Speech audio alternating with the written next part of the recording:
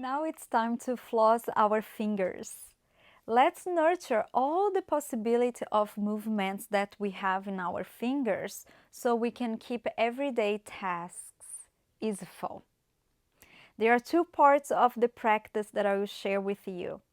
The first part we can do standing or sitting, it doesn't matter. The second part we will do on the floor or on the wall.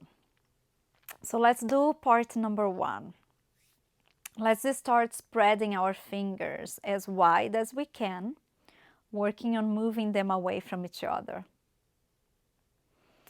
Now, begin to flex every knuckle of your finger. Usually it's easy to go the full flexion, but now try to isolate and get at each knuckle and see how much control you have on each finger. Continue now flexing fully the fingers until you come into a gentle fist with the thumb covering over the 4 fingers. And then open up again, wide, flexing every knuckle. And then flexing fully, and this time bring the thumb first and the other 4 fingers covering the thumb.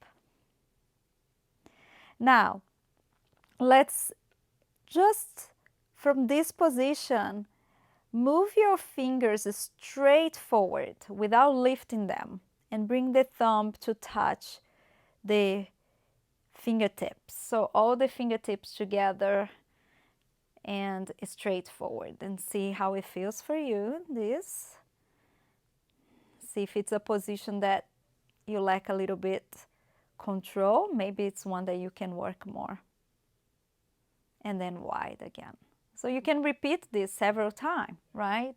Spread wide, flex at the knuckles, and then fully, first with the thumb covering, and then you can do with the thumb on top,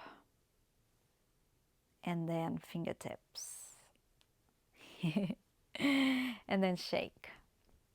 Now let's do the second part of our practice. I will be doing on the floor, but know that you can do the same thing against the wall. Let's do it. So coming to a tabletop position,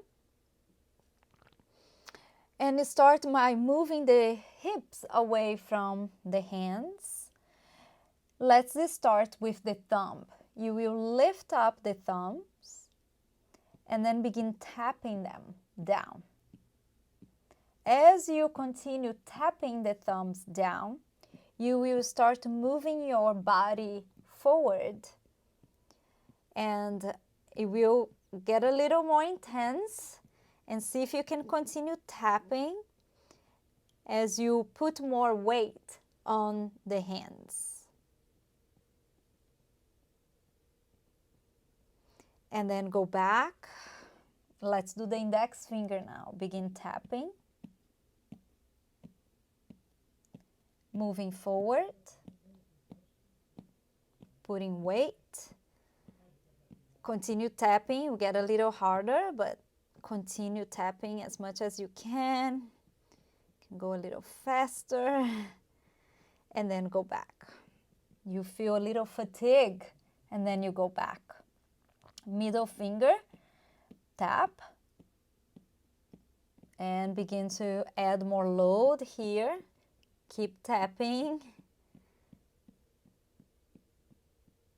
until you find that fatigue. And come back. Now, the ring finger, it's a tricky one. Start tapping. See how much you can isolate the movement on them. And start going forward. That's the one that, for me at least, when I go forward, I really lose control. My pink fingers start going together. Tap. And go back. Last one, pinky. Tap. And go forward.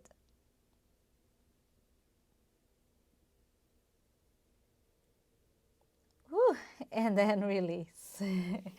Shake the hands. Think about where you can incorporate this practice in your yoga practice or any time during your day when you have a few minutes. Also, make sure to check out the wrist flossing routine, which is a great complement for this practice. And let me know how it goes.